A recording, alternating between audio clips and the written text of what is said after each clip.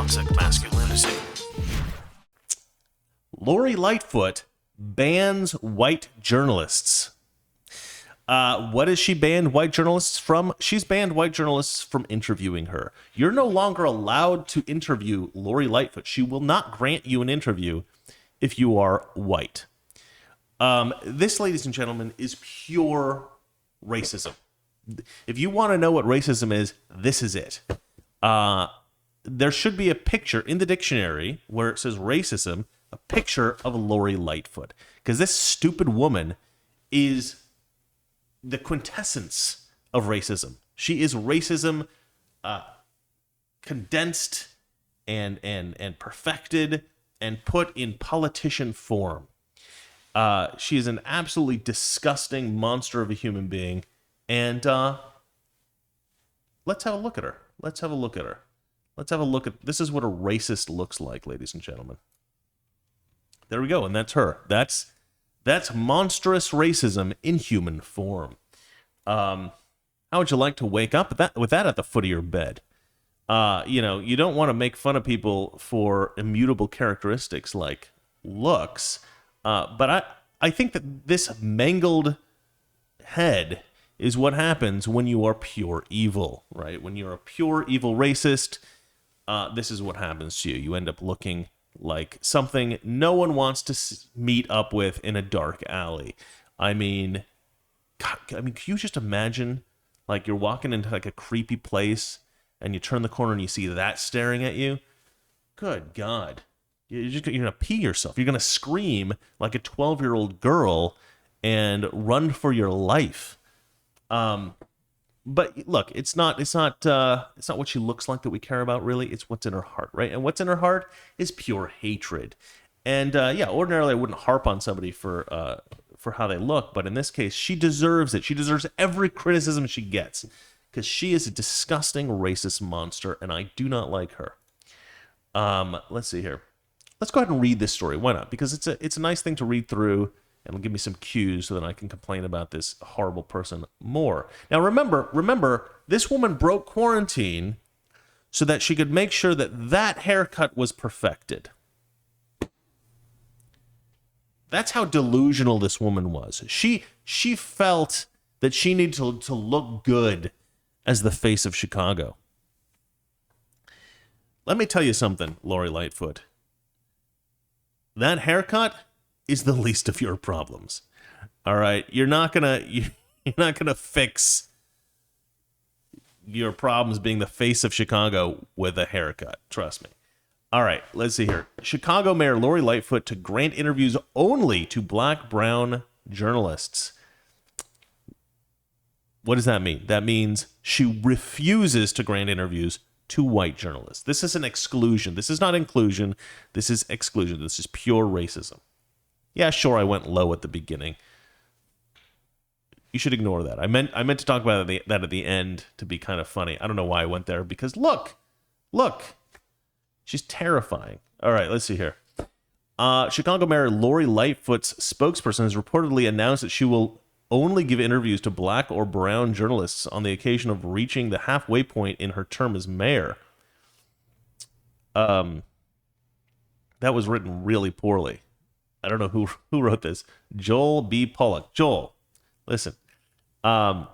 This makes it sound like she's only going to give interviews to black or brown people until she reaches the halfway point in her term as mayor, which that's not what they mean. Now that she's reached the halfway point as mayor, in her term as mayor, she's going to stop giving interviews to white people. That's what's going on here. All right, let's see here. Mary Ann Ahern, I don't know how to pronounce your name, lady, sorry, says, as Chicago's mayor reaches her 2-year midway point as mayor, her spokeswoman says Lightfoot is granting one-on-one interviews only to black or brown journalists. It's unbelievable. I mean, just disgusting. And look at this sort of sneering smugness that she has. Look at these eyes. My God. Just absolutely disgusting human being. All right. Fox News noted that others confirmed what they heard. That they heard the same, including Paris Schultz of public TV station WTTW. Paris Schultz writes, I was told the same thing. And this woman, Heather Cherone, who I assume is also a journalist, says, I can confirm, and she says alderman because she's talking to this guy, George Cardenas, who says, how is this even serious? Or how is that even true? Be serious. So I mean, it's like, it's to a point where people are questioning the validity of it because it's so ridiculous. Like when Alderman George Cardenas of the 12th Ward, all right, we just talked about that. It's not clear whether the mayor's racial policy applies to only to one-on-one interviews or whether it will extend to future interviews. Lightfoot, the city's first black female mayor, not to mention lesbian. Oh yeah, here we go. And also the first lesbian mayor, has been a target of public criticism for her harsh policies during the coronavirus pandemic, her failure to manage the Black Lives Matter riots, and a sharp rise in crime throughout the already violent city. Earlier this week, as Breitbart News reported, Lightfoot said that Chicagoans who had received coronavirus vaccines should still wear masks despite new Centers for Disease Control and Prevention, CDC, guidelines, suggesting that it is not necessary to do so. Yeah, I mean, and this is something that a lot of people have noted. I've watched a lot of people react to this, and a lot of people have said, okay, because of the rise in crime, because of her failures, essentially, as mayor, they believe that this is a way for her to deflect, or for her to create a sort of smokescreen, create a new story for everybody to focus on, so that they'll ignore these other major glaring problems with her mayorship, her being mayor, her problems with her, things that she's failed with. I don't know. Anyway, point is, she's failed massively on many, many fronts, and a lot of people think she's trying to distract from that by making up this new sort of sensational story, being a bit provocative here. I don't think so. I don't think this was intentional. I don't think she's sitting there thinking strategically, ooh, how do I distract people from talking about my failures? Oh, I know. I'll be super racist.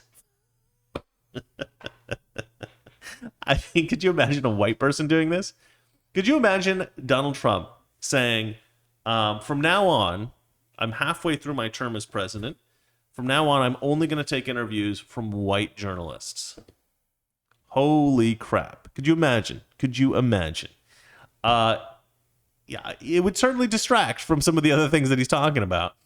But yeah, this is not because she wants to distract. This is because that is an effect of it. That is an effect of it. But that was not her intention. She's a racist. That's the problem here. The problem is that she is a racist. The people of Chicago elected a racist mayor. Why? Because you wanted to virtue signal. You wanted to say, we hired the first black female lesbian mayor in Chicago. Give me a frickin' break. Well, good job.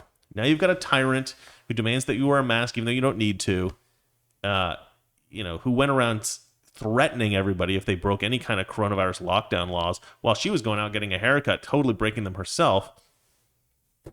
And now she's here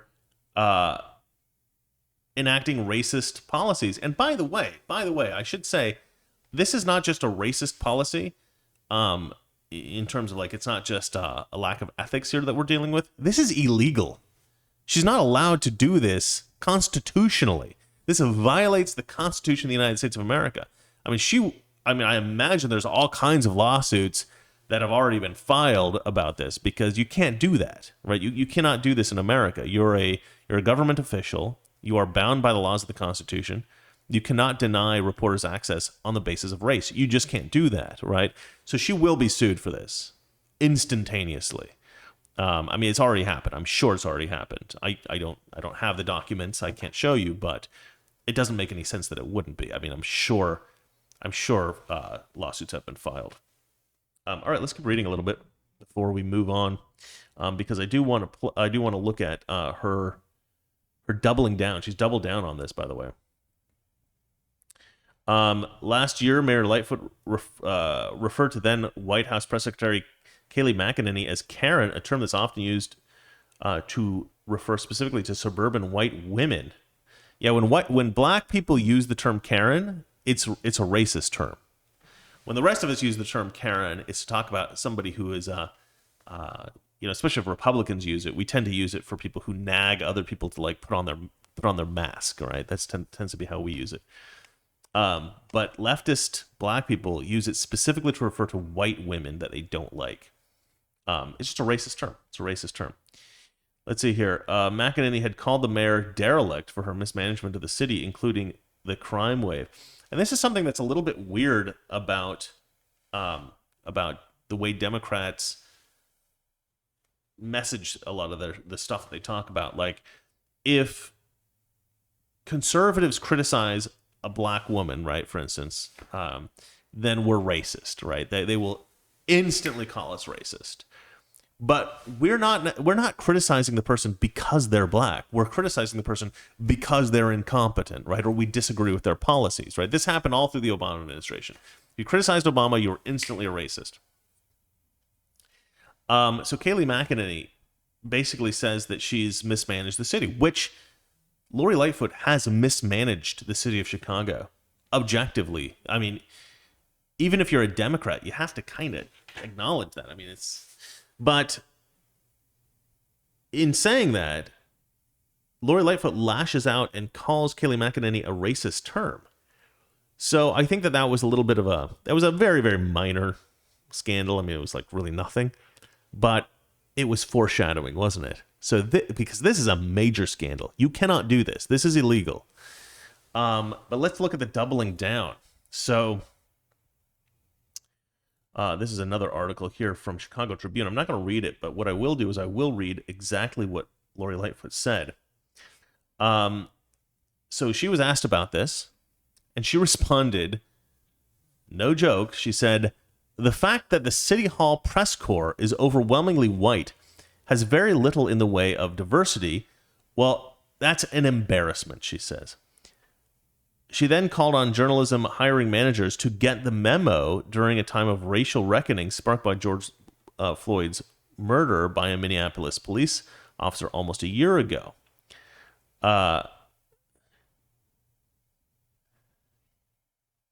to see if there's anything else that she said here. Yeah, so she's sitting here saying, because the City Hall press corps is so white, that's why I'm enacting this, right? Because I think it should be more diverse. Well, you don't get to make that choice, Lori Lightfoot. You don't get to determine what color everybody is in every industry. I'm sure if it was up to you, every actor would be black in Hollywood. You know, every director would be black. Every writer would be black. Every YouTuber would be black. Everybody would be black in every position.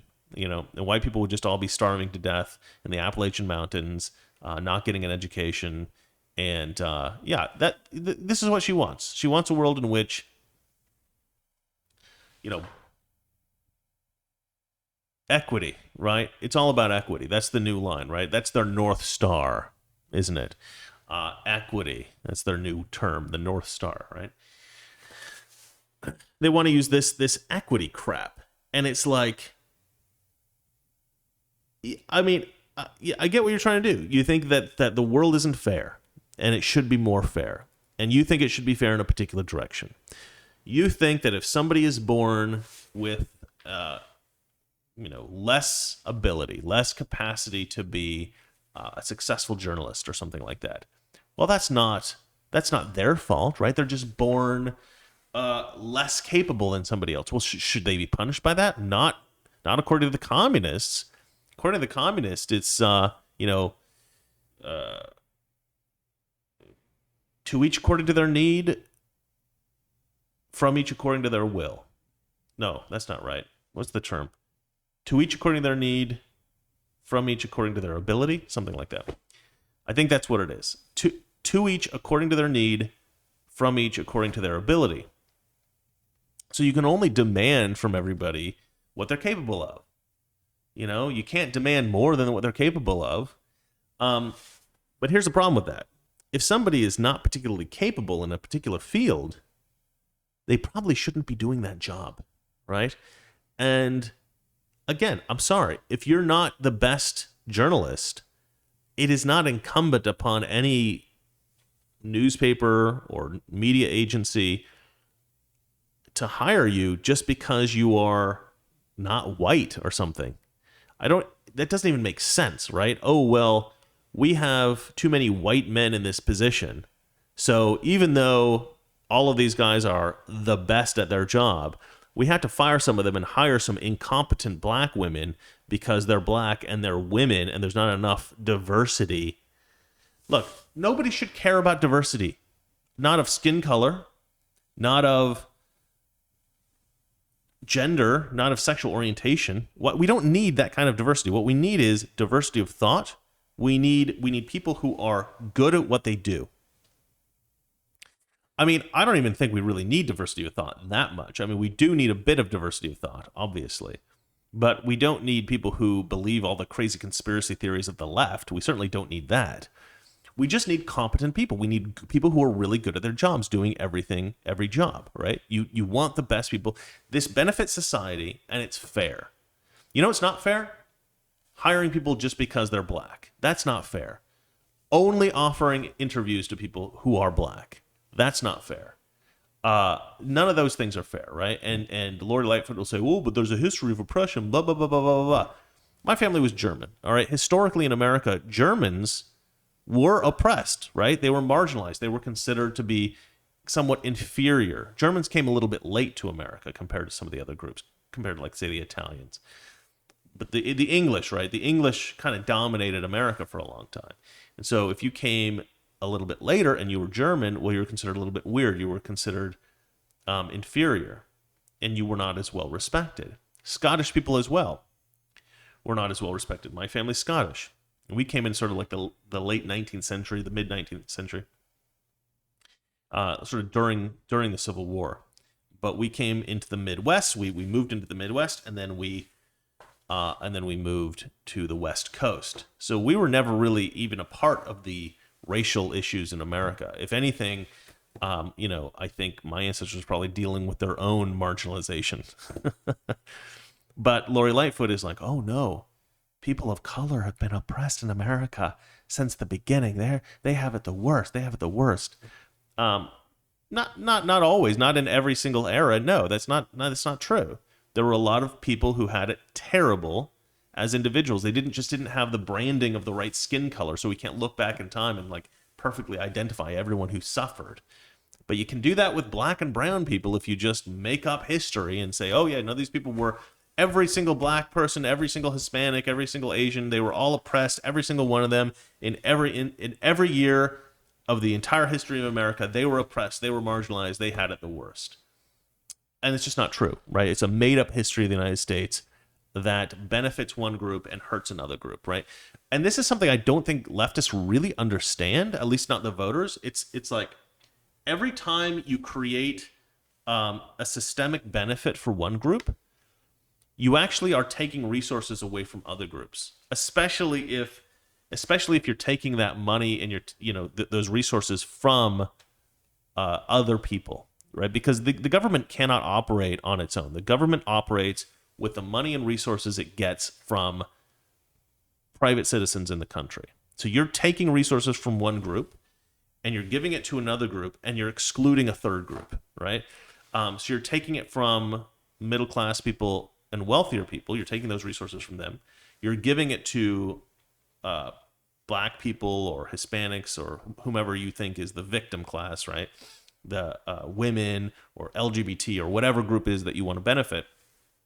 But if there's a poor, young, straight, white boy who's suffering, right? He can't get a good education. He doesn't have a good home life. Maybe he's got a great IQ. Maybe he's a very promising young man. But because he lives in a place where he doesn't have good resources, maybe he ends up becoming a drug addict and dying young. And we've just completely ignored that person. We've just completely ignored the young white men in this country for decades because we're so focused on racial equity and all that crap, right? Why does that kid deserve to die young of a drug overdose? Because you've decided that you want to help out your specific group that you like the best. Yeah, this is what we call racism, Lori Lightfoot. You are a disgusting racist. Let me play a response by somebody else. And let me tell you that this, what I'm about to play you, is fantastic. But I actually played this video right before I came on the show today, and it did not inform what I was going to say. I already had planned what I was going to say about Lori Lightfoot before this, but this guy, I think, says it even better than I do. He's even more outraged than me. And so let's go ahead and play this guy's response. This man's name is Leo Terrell, and he's what we refer to as a badass. All right, let's listen to this guy. I'm going to take myself off. There you go. I'll tell you exactly. If a white mayor said the same thing, you would have CNN and MSNBC and Black Lives Matter protesting and burning down this country. In other words, I can go interview this lady, which I would never do, but Bill Hemmer cannot. Bill Hemmer with more experience, but because of Bill Hemmer's skin color, let me be very clear. It's not weird. She's a racist. She is a racist. Let's be clear. Black woman, mayor, a racist because she won't let Bill Hemmer do an interview, but she'll let Leo Terrell. Never would I do this. As a civil rights attorney, I find this repugnant. Yeah, we're losing our minds, guys. I love that. I love that. That guy's, I mean, he basically expresses exactly what I'm thinking. It was weird because I originally, you might watch that and think, oh yeah, I saw that and I took my cues from this guy. No, actually, when I first read this story, immediately I thought, okay, this woman has to be called out as a racist, right? And I had planned my whole show. I had planned this thing where I was going to come out and say, look, Lori Lightfoot is a racist. Nobody's going to tell you that in the media, but that's what she is. But then I found this interview and I realized there was one other person out there willing to call this woman out as the racist that she is. And I think the reason he has that courage is because he is himself a black man, right? Leo Terrell, a black man, feels empowered, emboldened to call Lori Lightfoot a racist. But every single person in the media should be calling her a racist. There's a sort of tepid response in the media right now where they're like, this is really shocking. This seems kind of racist. No, it doesn't seem kind of racist. It is full-on racism. Lori Lightfoot is a racist. If you're in Chicago, Lori Lightfoot is your mayor, you elected a racist. And I'm sorry if you didn't vote for Lori Lightfoot, but the people of your city elected a racist. You have a racist. She might as well have a freaking Klan hood on. She might as well be burning crosses in people's yards. This is her mindset. This is what she believes. She is a hateful bigot. All right, well, that is it for the news. Oh, that was an emotional journey, ladies and gentlemen. So I am now curious what you guys have to say about all this. I have a super chat here. Wow, I got a few super chats. Jeez. Okay. This one's from Abel Garcia. Sorry, guys, but I have to do it. Beetlejuice, Beetlejuice, Beetlejuice. Chicago mayor appears behind me. She does look bizarrely like Beetlejuice, right? Let's see. Images. Oh, yeah. Yeah, that's Lori Lightfoot. That's basically the same person, you guys. Can I switch to nope, that's not it. Oh, man, come on, man. All right, let's have a look here. Yeah, that's Lori Lightfoot. It's pretty much the same person, right? Yeah, that's pretty funny. Let's see, where am I? There I am. Okay, let me try to find some of the other super chats here. Gosh, there was a lot, guys. MJ Jackson writes, if you read my previous super chats, it explains why Nancy's daughter contacted me. Okay, well, just email me. Come on, MJ. Let's do this. Gamma Goblin Miller writes, keep standing tall. Well, thank you, Gamma Goblin. Or Mr. Miller, whatever you prefer. Let's see here. Dark Crusher writes, Beetlejuice head. Everybody likes to call her Beetlejuice.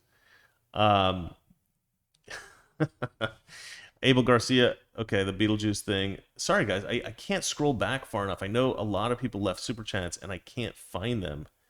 Because if Valeria's not here, I don't have access. I should have got. Somebody had suggested earlier on that I get like an external chat, and I never set that up. I just have a lot of stuff to do, guys. By the way, you guys want to see something cool? I don't know if I can I show it? Yeah, I think I can show it. Okay, Abel Garcia writes, I'm done with people like Beetlejuice and her black supremacy. They talk about white supremacy, but all I see is black supremacy. And I say this as a first-generation Mexican-American. Man, you are so right. And I've talked about this on the show a lot. Basically, since the first day I started my show, I've tried to make clear that, look. Uh-oh. Oh, hey. Ashley sent me screenshots of your guys' super chats. Ashley, that's awesome. Thank you. Yeah, I've said this from basically when I first started my show, which is that, look, there's all this talk, there's all these ideas that all this white supremacy exists in America.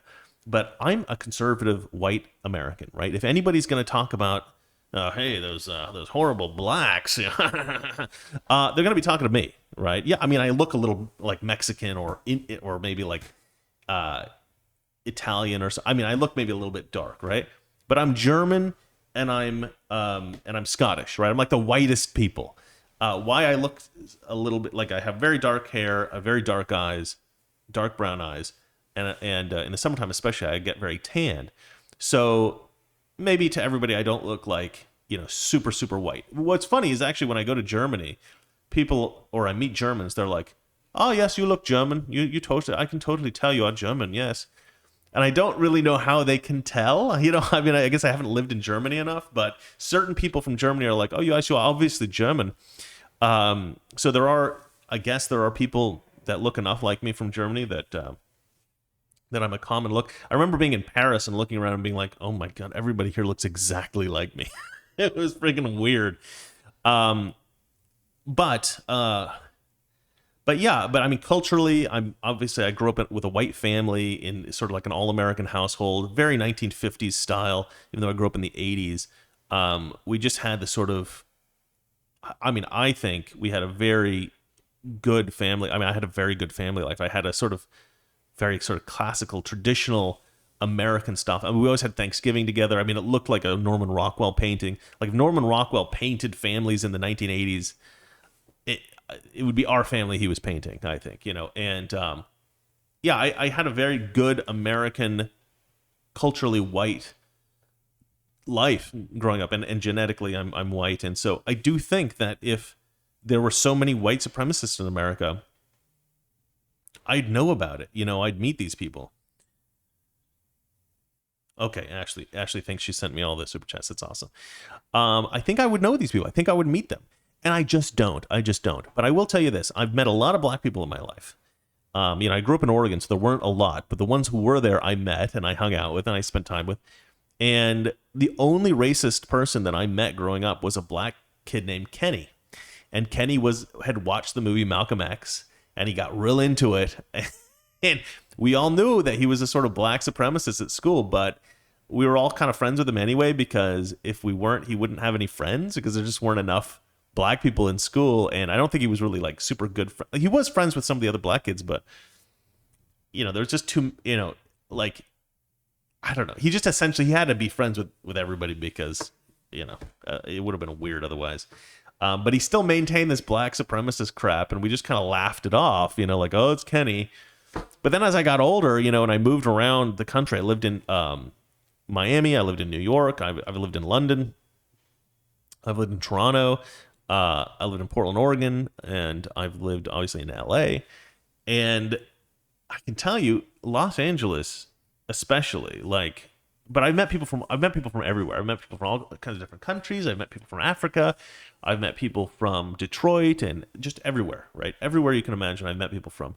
And I got to tell you, like, the most racist Americans that I've met throughout my life are black Americans. Black Americans have a kind of get out of jail free card when it comes to racism. They seem to think it's okay for them to be racist against white people.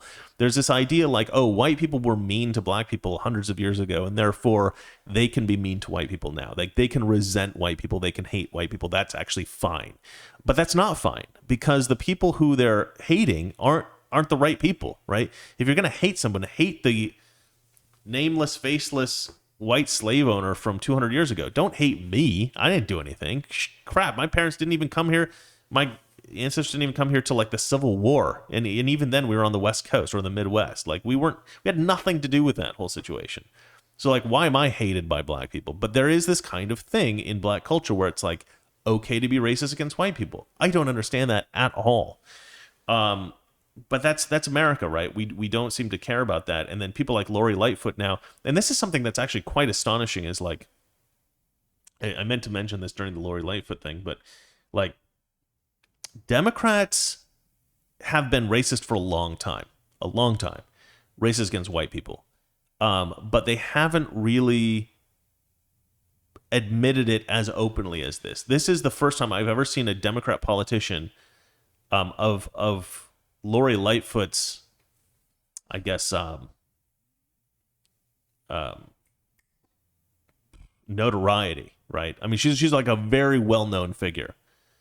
And this is the first time I've seen, high profile is the term I'm looking for. I've never seen a Democrat politician this high profile be so openly racist against white people. Toxic Masculinity. Weekdays, 9 p.m. Eastern, 6 p.m. Pacific.